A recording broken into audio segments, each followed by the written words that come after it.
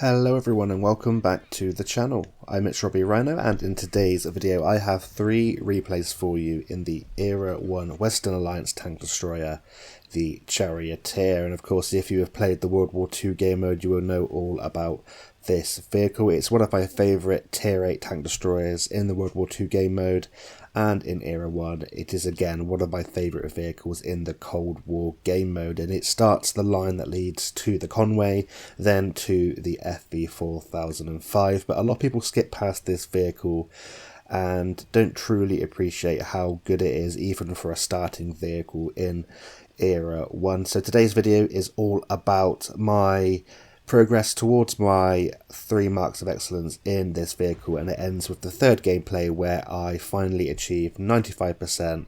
I might go on to do the 100% gold mark eventually, but I thought I'd put these 3 gameplays up to show you the strengths of this vehicle and why I think it is a little bit slept on and why it is actually quite powerful in Era 1. So Charioteer, Western Alliance Tank Destroyer Era 1.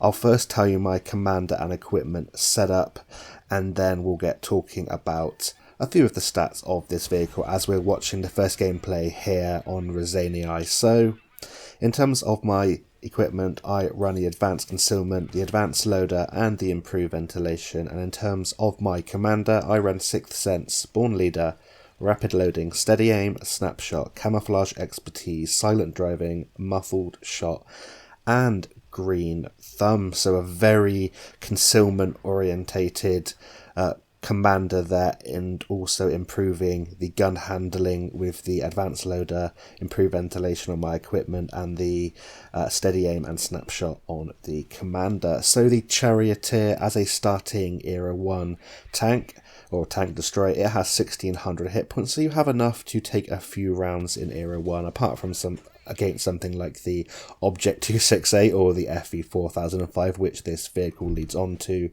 You also have a fairly healthy view range of 480 meters, and still concealment wise, this is where this tank is slept on. It has an excellent concealment rating for a tank, which we'll find out in just a minute has pretty decent accuracy. So you have a still concealment rating of 321.44 meters, and you can get that down to a very nice level indeed. So in terms of the view range with my commander and equipment setup, if you run the exact same as me, you're going to be looking at a 510 meters view range and a still concealment when you are still, of course, of 102 meters, and when you are moving of 138 meters when you're moving with that silent driving skill on the commander. So a very sneaky tank, and as you can see, it's not the smallest of tanks, but it has a great concealment rating in Era 1, and you can play it like a tank destroyer and a bit like a medium tank, and also a little bit like a scout on some maps. In terms of the mobility, a little bit like a medium tank, you have medium tank mobility, 650 horsepower engine, 21.47 power to weight.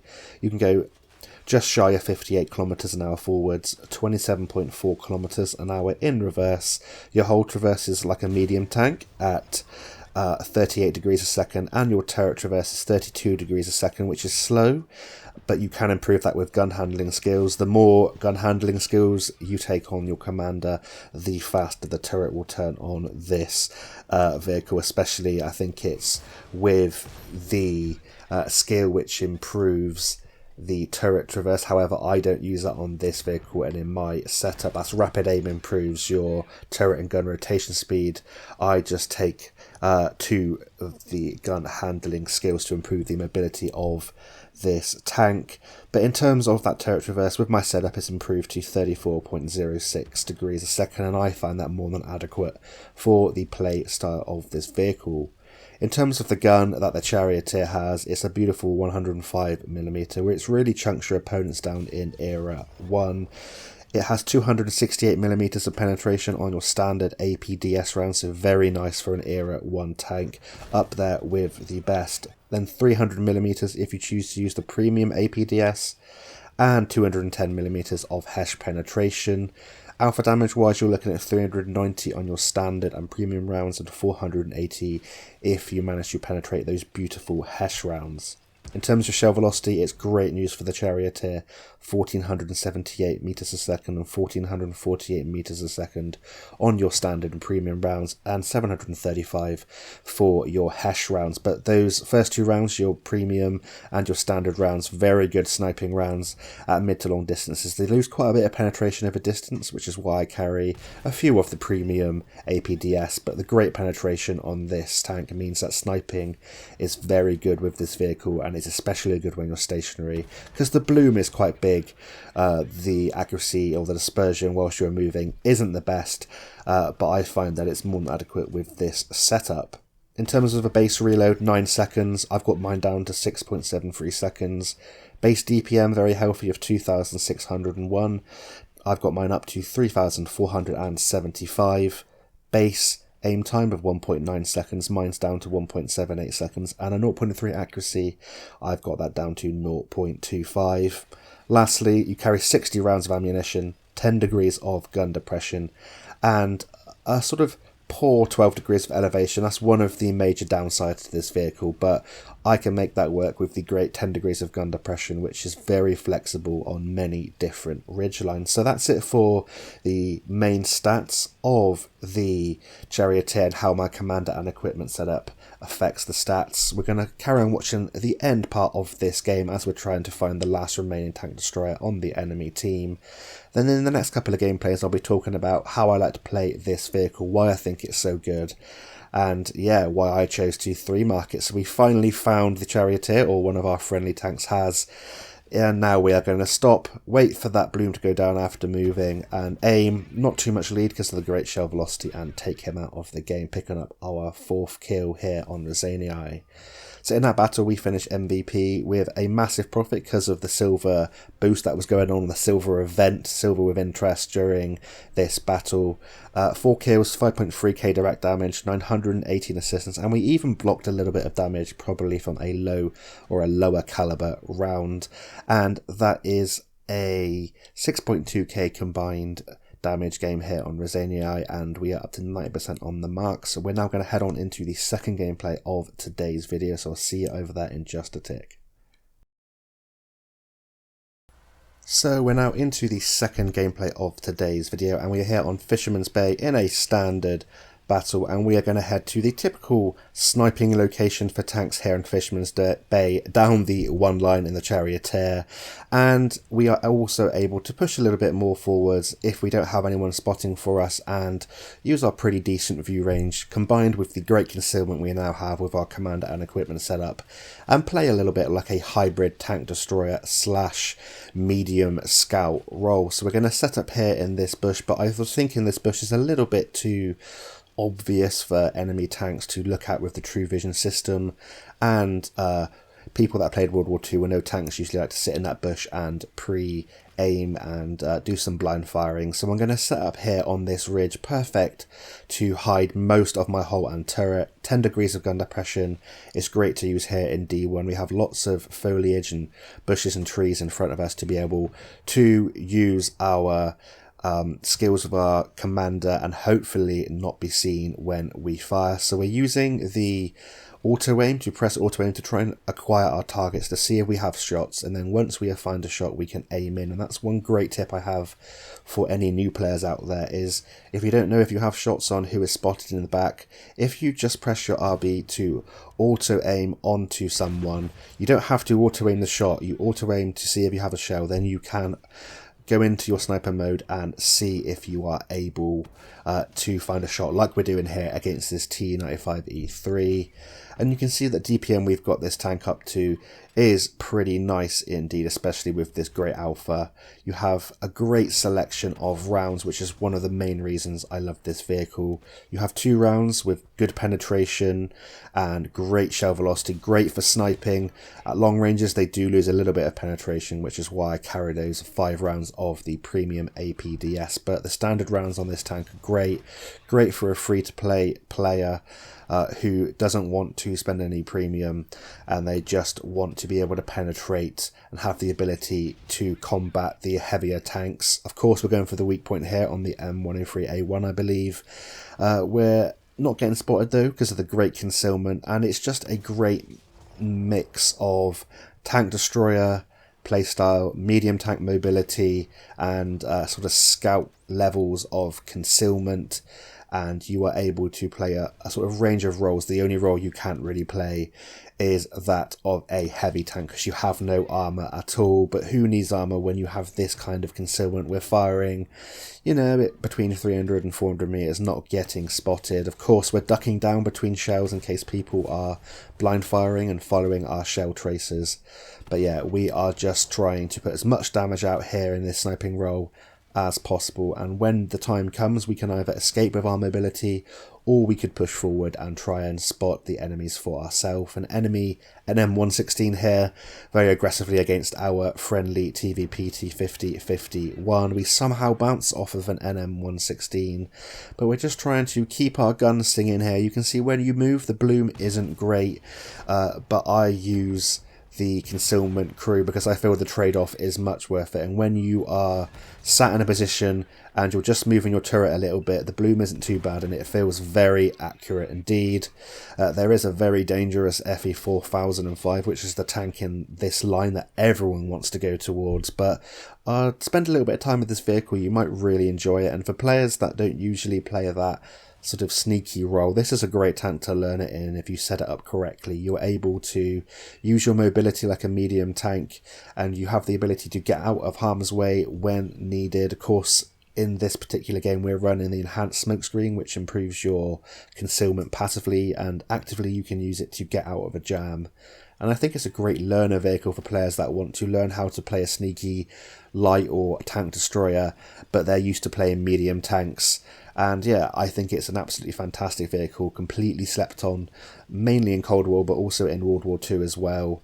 You've got a fantastic array of ammunition here in the Cold War game mode with this Charioteer, and I think it's just the perfect kind of hybrid vehicle for people that don't want a typical sneaky tank destroyer and people that want to try a different kind of playstyle. But yeah, those are my reasons for loving this vehicle. It's got so many great stats. The only bad things about it: gun elevation, your pretty large target, I guess, no armor at all. Apart from that, I think this tank is absolutely phenomenal if you can live with the bloom whilst you are moving.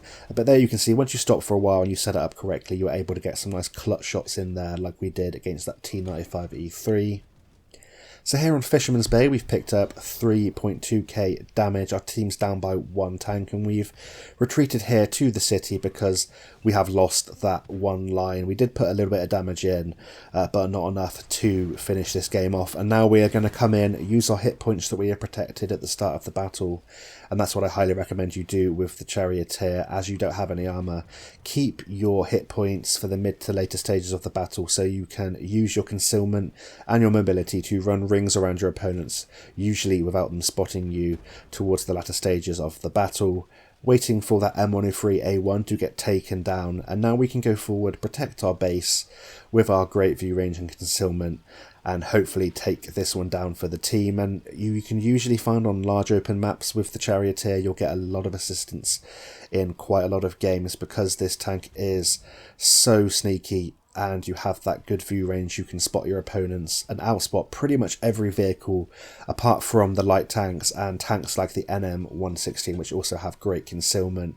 You are going to be able to outspot tanks like this T44A, all of the heavy and quite a lot of the medium tanks as well. We take that T44A out at close distance, he didn't even spot us there, and that's our third kill of the game. Then we're going to turn our attentions to the enemy NM116.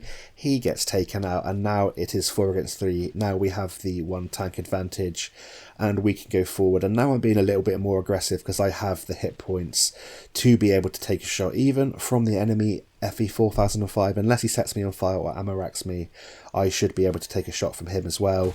We do spot him. I tried to pop the smoke to put him off in case he was auto-aiming his shot. Unfortunately, we do take a shot. He does roll very high, obviously firing the hash, but now we can use our DPM to take him out with our friendly tanks. We get a bit of assistance, another kill, and some more direct damage, and it's just the 1 enemy heavy tank remaining in this game. It's a WZ-111 with his side to us, so we can just let it aim. Going to go for the tracks here, track him we set him on fire as well, and that means we are able to get some tracking assistance at the end. We don't get the kill with someone, does take him out, but we finish that game with a very respectable total there on Fisherman's Bay with the MVP slot there. Sniper medal first class up to 93.46%. Profit whether we're at a premium account, great for free-to-play players, 4 kills, 5.6k damage, 736 assistance, and that is a 6.3k combined damage game here with 7-minute 25 second battle duration. So yeah, just showing you the power of the Charioteer. So that's it for the second gameplay. We're now going to head on into the third and final game of today's video. So we are now into the third and final game of today's video. This is the game where I finally achieved the 3 mark of excellence in the Charioteer here in Era 1 of the Cold War game mode, and it wasn't a particularly difficult grind to get the 3rd mark of excellence in this tank.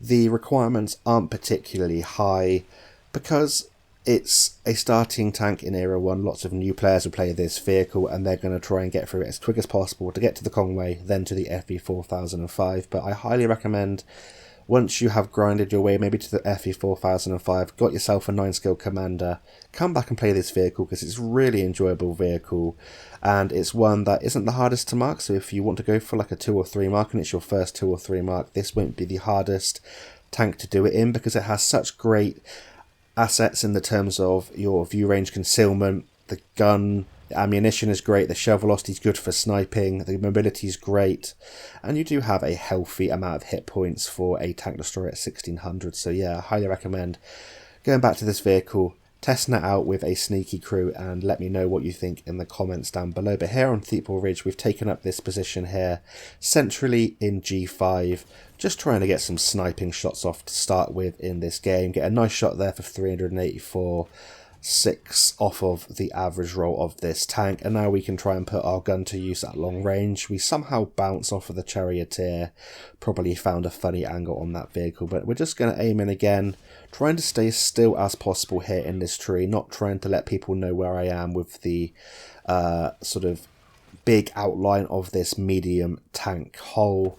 And now we're going to try and get a shot here as that FE 4005 reverses. He gets unspotted, but we do estimate where he is, and we get a nice shot there through the 15mm of turret armor that tank has. And you can see this is a great tank for sniping. You don't have to give an awful lot of lead when you are sort of in a position here, like in a bush, in a very sneaky position, you're not getting spotted. You are able to utilize the gun, and the bloom whilst moving, or the dispersion whilst you are moving, doesn't really bother you. And it's a great tank for learning to snipe because it's got great shell velocity, and we're putting some nice damage out here.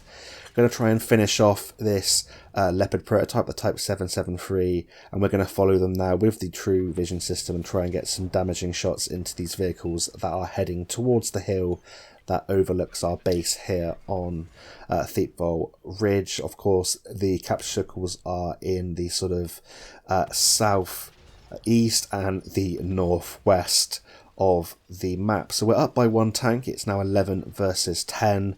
We've still got all of our hit points intact. We've picked up 2.3k damage, 860 assistance, and we're just going to carry on trying to chunk our opponents down sort of bit by bit. When the time is right and there are a few less tanks on the battlefield, I might think about advancing, using my view range and concealment to try and spot more towards the north, but for the moment there are plenty of targets for us.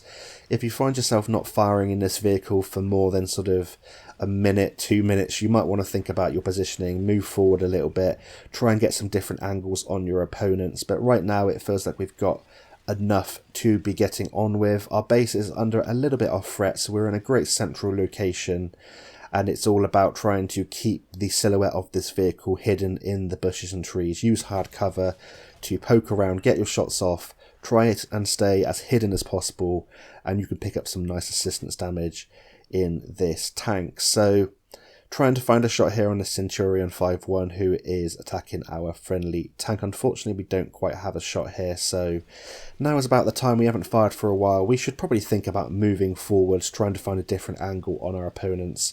and that's just what we are going to do, because we are now down by 2 tanks. Obviously things can move very quickly here in Cold War with the great DPMs the tanks have, and you can see here as we're moving we're getting assistance damage without necessarily even thinking we're trying to spot there. We managed to get some vision out and get a little bit of assistance, but now we can push forward here over these ridges and these bunkers, and we're able to push forward. I'm trying to zigzag while I'm moving. As you can see, the mobility is pretty decent across this kind of terrain, and we're able to get into a safe location in a minute and get some nice vision out towards the north. And if you're going for marks of excellence, you want to try and get as much assistance as possible. It only takes into account your direct damage and one of either your tracking or your spotting assistance. Usually in this tank it is the spotting, but I try and go for tracks where possible and try and get as much assistance through spotting as possible. I'm playing a very cheeky game here with the 10 degrees of gun depression, playing a bit like a medium tank now.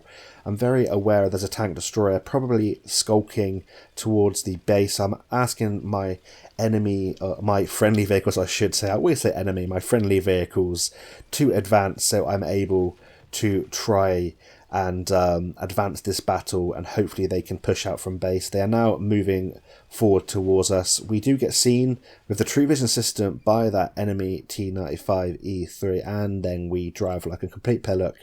We flip ourselves, and fortunately we are not spotted yet because the great concealment's keeping us in this game. T95E3 is behind us. We pop our smoke. We're going to go through it, help our medium tanks try and take out this Turan 5SH. We auto-lock at that distance, absolutely no problem. Then we're going to turn our attentions to the incoming T95E3, and this is one of the vehicles, and by this I mean the Charioteer, that has the penetration and the capacity to be able to penetrate the T95E3 pretty reliably with the 268mm of standard pen, or if I wanted to I can switch now to the 300mm of APDS pen on the premium rounds. And I just want to make sure I penetrate every round from now on, because we have taken a round and we've only got 1,167 hit points left. We're down by 1 tank in this situation. I don't want to push now against this T95E3 because I know there's an enemy tank destroyer left in this battle. It's an FE 4005, and I am now in one-shot category for that vehicle. So what I'm going to do is fall back a couple of ridge lines. I'm flagging good game because there are some tanks that haven't left the base, probably getting a bit frustrated, just trying to finish getting the 3rd mark of excellence. Probably don't recommend saying good game sarcastically, but we all do it, right? It just happens. You have those sessions or those games when some players just don't want to move, and I know there's going to be a lot of new players, but I'm trying to get them to follow me, trying to get them to turn around, because I know there's probably going to be that T95E3 chasing me. So we're going to return to our base, see if we can deal with these tanks here, and then we can turn our attentions back towards the north, towards where that FE 4005 is, and then hopefully take this game down. But we are down by 2 tanks, so we're going to have to try and work as quickly as possible in this situation. We take out the Type 773, the Leopard prototype, and now we can try and get unspotted and hopefully get a shot on this other T95E3, but he pokes his head back down. M50 Sherman in the distance.